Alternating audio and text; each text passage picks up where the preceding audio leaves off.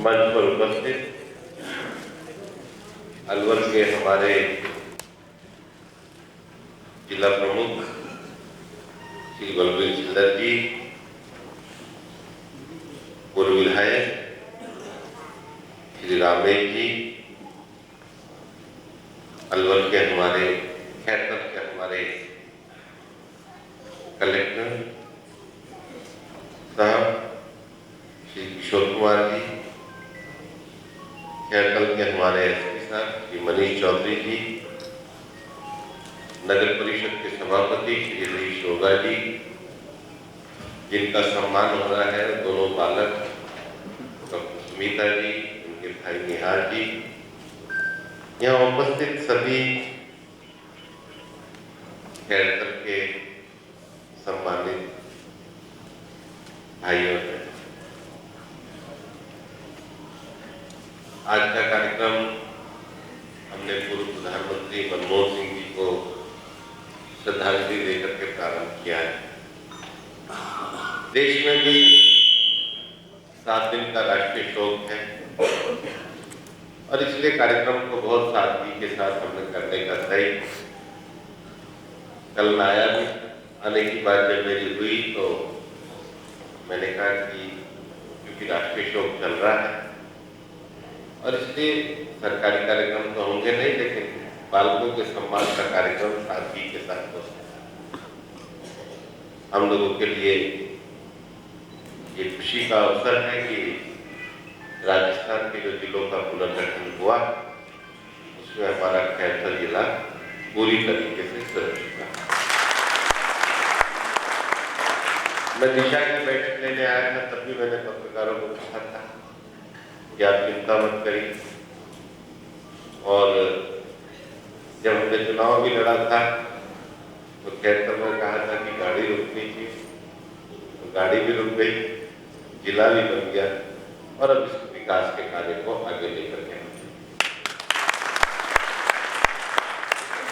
हिंदुस्तान के जो बहुत तेजी से बढ़ते हुए जिले हैं उसमें खैरकल एक जिला है, क्योंकि भिवाड़ी का जो इंडस्ट्रियल ग्रोथ है वो खैरकल जिले के अंतर्गत ही आता है। आज जितनी पूरे पुराने अलवर जिले की आबादी और उतनी जनसंख्या का प्रेशर हम लोग भिवाड़ी में लेकर के जाते हैं। लगभग 5-6 हजार इंडस्ट्रीज वहां पर है और ऑटोमोबाइल क्षेत्र में तो मैन्युफैक्चरिंग सेक्टर में भिवाड़ी देश की प्रमुख जगहों में शुमार है। जब मैंने चुनाव लड़ा था, जो सबसे पहली समस्या थी वो भिवाड़ी में जल निकासी की समस्या थी और जल निकासी की समस्या के साथ साथ लगातार पानी का रुकाव भी होता था, पानी में पॉल्यूशन भी रहता था। यहाँ कलेक्टर महोदय बैठे हैं, किशोर जी, इससे पहले अर्तिका जी थी। हमने लगातार रिव्यू किया और अब 350 करोड़ रुपए की लागत से 355 MLD का प्रोजेक्ट भी हमने मंजूर करा दिया है। उसका टेंडर में रहा है और भिवाड़ी के पानी की समस्या का हम काफी हद तक समाधान करने जा रहे हैं। दूसरा, इतना बड़ा जब इंडस्ट्रियल सेक्टर बनता है तो मैं पिछली बार एक गांव में शहीद की मूर्ति के लिए भी अनावरण के लिए आया था, मीरका में आया था। तब भी मैं ये कह करके गया था कि नौजवानों को आगे बढ़ने के लिए नए इंक्यूबेटर सेंटर बनने चाहिए और लगभग 2 लाख स्क्वायर फीट में तो हमारा इंक्यूबेटर सेंटर वहां पर ऑलरेडी MSME का हमारा चल रहा है। लेकिन अब विकास के कार्यों में हम भिवाड़ी, जारा और खैरकल इस पूरे जिले को एक ही इंटीग्रेटेड तरीके से सोचने का काम करेंगे और उसको लेकर और इसलिए हमारा यह मानना है कि भिवाड़ी में भी जो मल्टीपल एजेंसी के काम करने के कारण दिक्कत आती है, कहीं रीको है, कहीं KBNR है, कहीं हाउसिंग बोर्ड है, कहीं नगर परिषद है, कहीं बीड़ा है, इन सबको एक ही अथॉरिटी के अंतर्गत लाया जाएगा।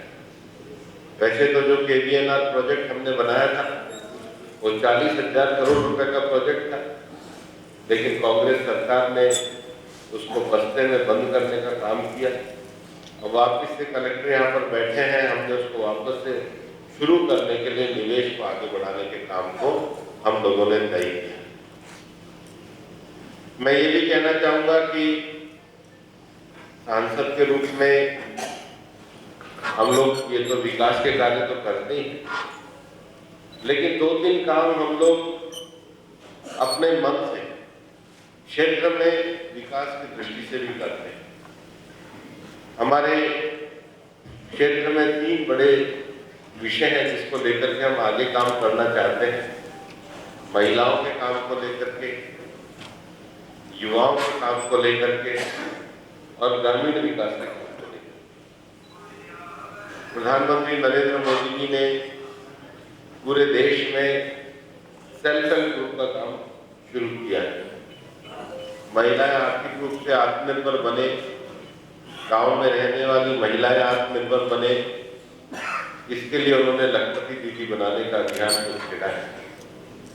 और ये एक ऐसा अभियान है जिसको मैं ये मानता हूँ कि अगर ईमानदारी से इस काम को किया जाए तो हमारे पास जो ग्रामीण क्षेत्र में महिलाएं हैं, जो शायद पढ़ी नहीं होंगी लेकिन जिनके पास स्किल होगा, जो नौकरी पे नहीं जा सकती होंगी लेकिन जिनके पास काम करने की इच्छा होगी, जो घर से नहीं निकल सकते लेकिन घर पे अपने रोजगार के माध्यम से आगे बढ़ना चाहती है, और फिर वो किसी भी प्रकार का व्यवसाय, हमने 8-10 प्रकार के व्यवसाय भी चुने हैं। हमने एक स्वयंसेवी संगठन हमारा बना करके उसमें काम शुरू किया है। और मैं ये आपके सामने आज ये कह के जा रहा हूँ कि मैं अपने जो संगठन हम लोगों ने बनाया उसमें खैरसर में 1 एकड़ में हिंदुस्तान का सबसे बढ़िया ट्रेनिंग और सेंटर ऑफ एक्सीलेंस ये हम समाज के सहयोग से खड़ा करते हैं। कोई इसमें सरकारी अनुदान की आवश्यकता नहीं है। इस काम को हम अगले महीने तक परमिशन होने से शुरू करेंगे।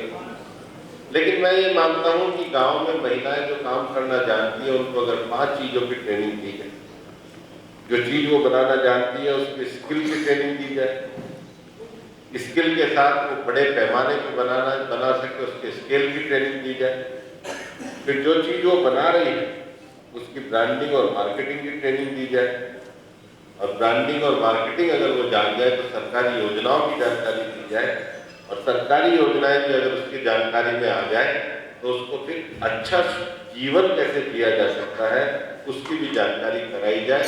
ये 5 चीज होने के बाद हमारे गांव की भी हर महिला आत्मनिर्भर होकर के रोजगार को प्राप्त कर सकती है।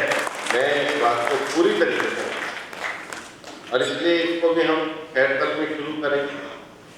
निश्चित रूप से विकास की संभावनाओं को लेकर हमारे मुख्यमंत्री भजनलाल जी आगे बढ़ रहे हैं। जब चुनाव हमने लड़ा था तब राजस्थान में ERCP योजना चल रही थी, मध्य प्रदेश सरकार से भी बात हो रही थी।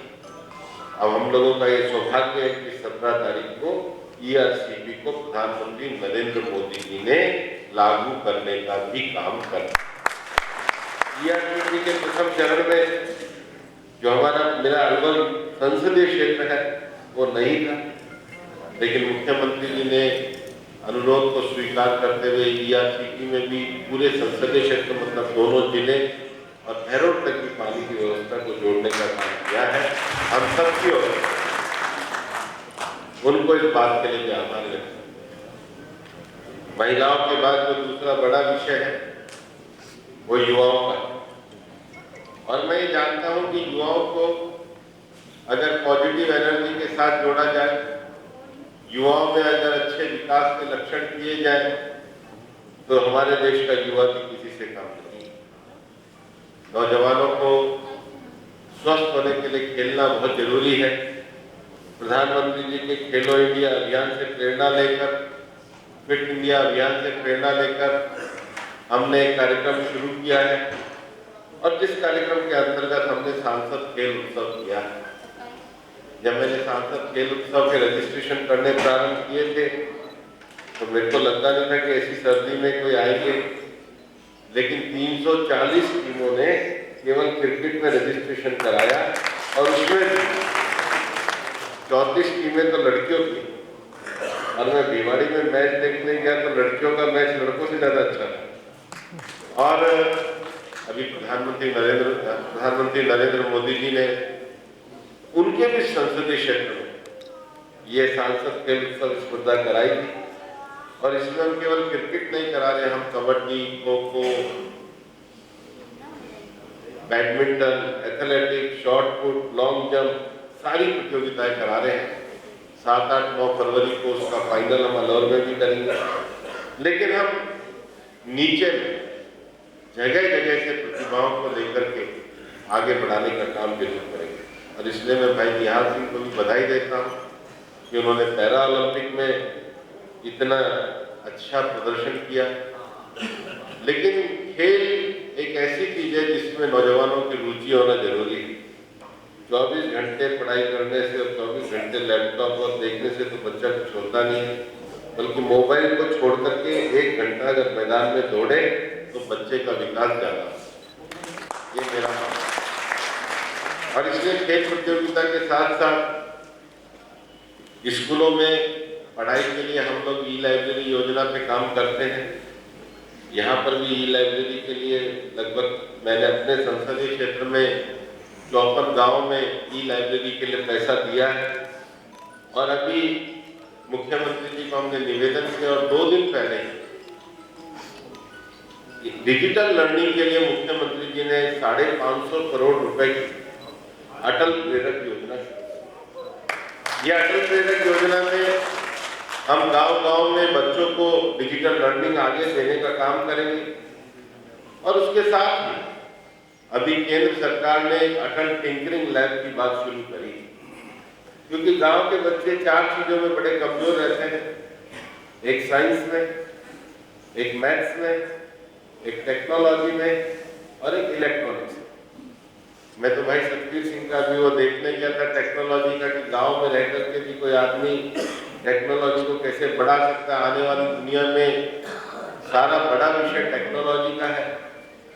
और इसलिए सरकार ने इसको स्कीम नाम दिया, साइंस, टेक्नोलॉजी, इलेक्ट्रॉनिक्स और मैथमेटिक्स। इसके लिए अटल टिंकरिंग लैब ये हमारे जिले में प्रारंभ हुए हैं। अभी उसकी जो दूसरी स्कीम आई है, मेरे दिशा की बैठक में कलेक्टर साहब को भी कहा है कि हमारे गवर्नमेंट स्कूलों में सरकार की ये जो योजना है अटल टिंकरिंग लैब की, ये आगे जाएगी।